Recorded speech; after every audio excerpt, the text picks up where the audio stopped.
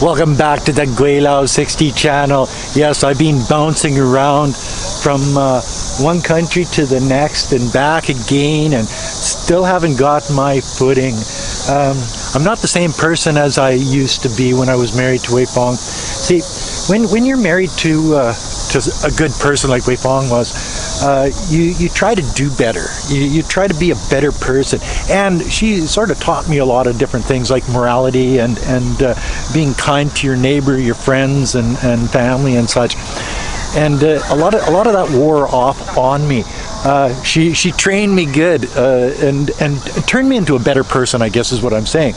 And since she's been gone, it's been a little bit more difficult for me to be that good person. You see, you crave her affection, so you want to do the right things for her. And now that she's gone, I don't have that motivation to be such a nice guy anymore.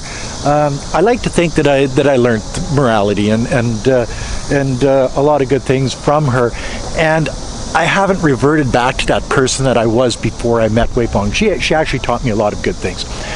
But the idea that go to the Philippines and hang out with some young pretty girls and whatever, you see, that's not really me. And I look back on that and I think, well, that was probably a mistake. Did Gweilo 60 crash and burn? Yes, I basically crashed and burned on that one. I still, all of the people that I met there are still friends of mine, and we text back and forth and whatever. But it just wasn't the same, and maybe that's my problem, is I'm looking for something that is the same as what I had, and I know that I'll never be able to get that, so it's a little difficult to it's a bitter pill to swallow type thing, eh? So it's sort of been bubbling around, and everybody knows that watches the channel, I'm back in Nanning, and I think I'm going to stay here for a while. There's a lot of things that I can do here that interest me. See,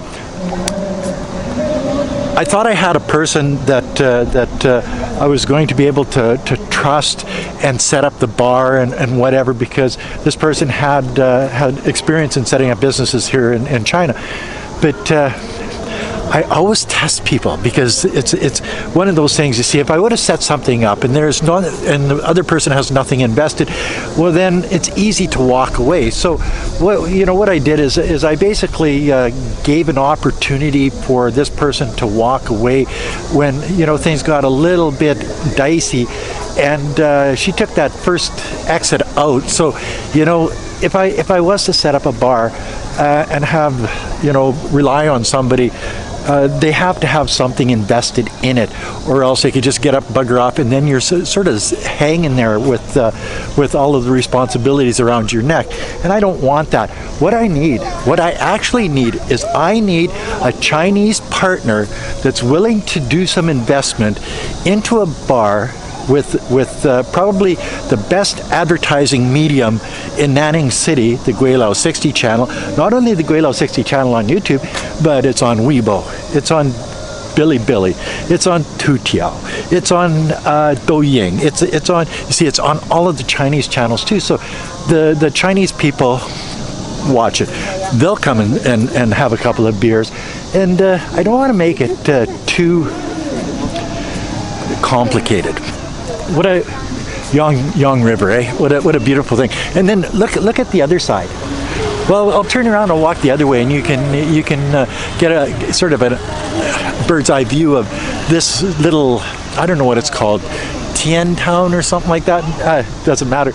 But yeah, you see, I don't want to make it too complicated. What I want to do is, a little bar, pool table, music, a studio so I could do live streams from it, and basically a place for foreigners, English-speaking people, English-speaking Chinese to come, and maybe 4 or 5 dishes that the place will sell, like burgers, pizza, whatever, to be determined later.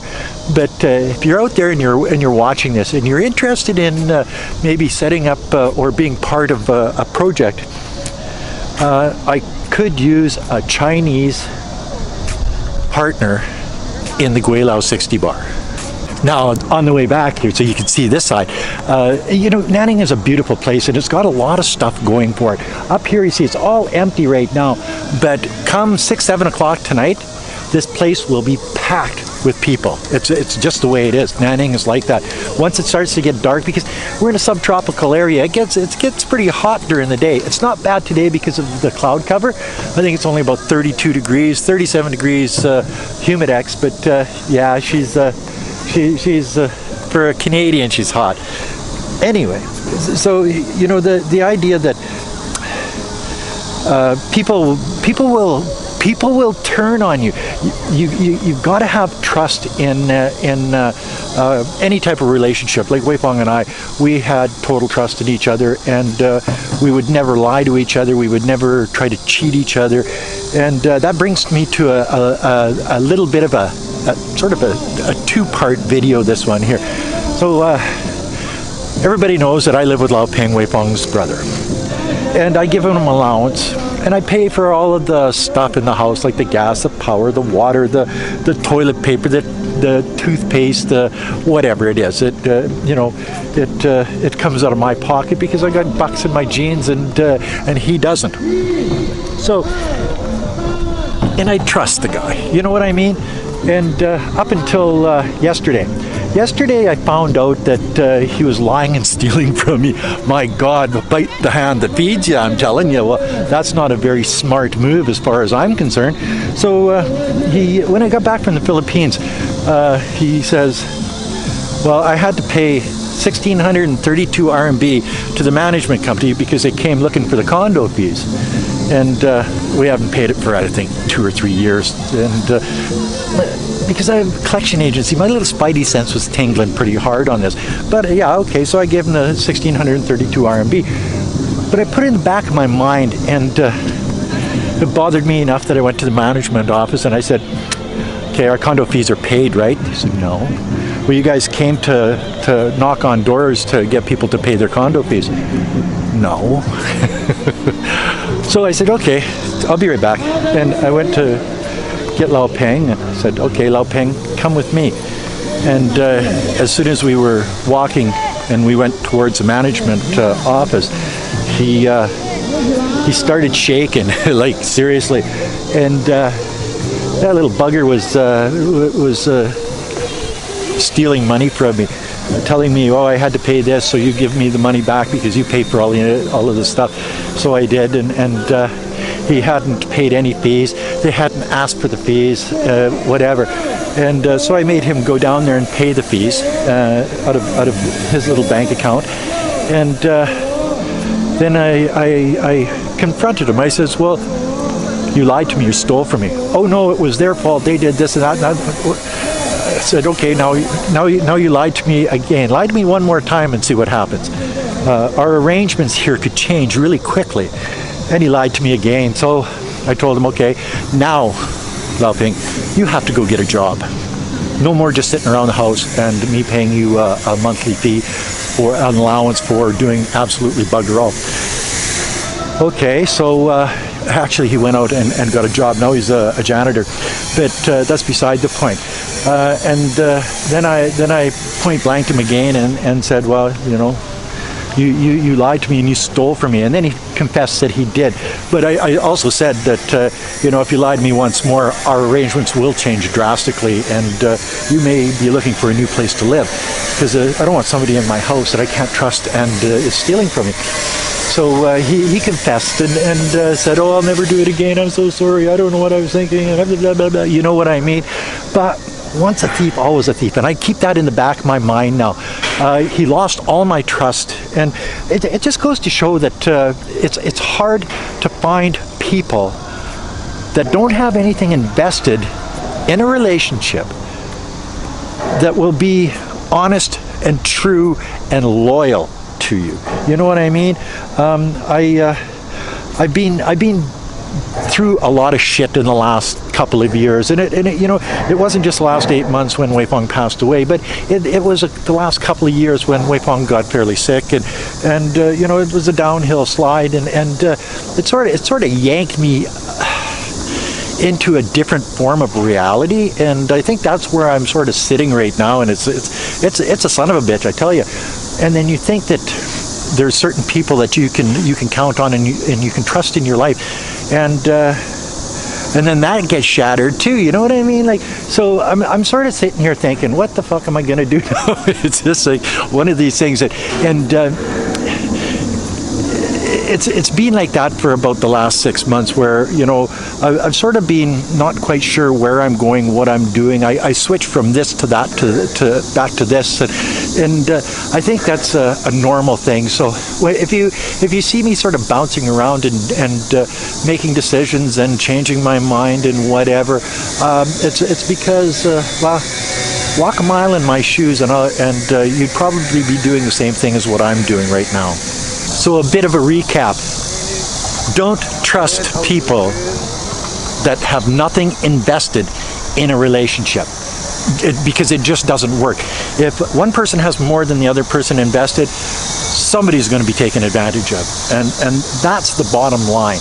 I'm looking for a partner to set up a little establishment, make it a fun club, a place for Westerners and Chinese to hang out, speaking English, playing pool, being part of live streams, whatever. It just started out as something to have fun with, but as we're in China, there's Chinese licensing and all this other stuff that sort of is over my head, and I think you need a better grasp of the Chinese language to do that. So I am looking for a partner, and so if there's anybody out there in the Nanning area that has business experience, I don't want somebody that has no idea what the fuck they're doing, because then there'd just be two of us with no idea what's going on.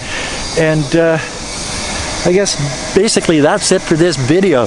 Like, comment on this one. I want to hear what everybody has to say, and I'm sure the trolls are loving this, because it gives them something to sink their teeth into. Oh, we got Gweilo on the ropes. But that's not true, because if I was concerned about what trolls say, I'd keep all of this shit to myself rather than you know, airing it out, my dirty laundry out in public.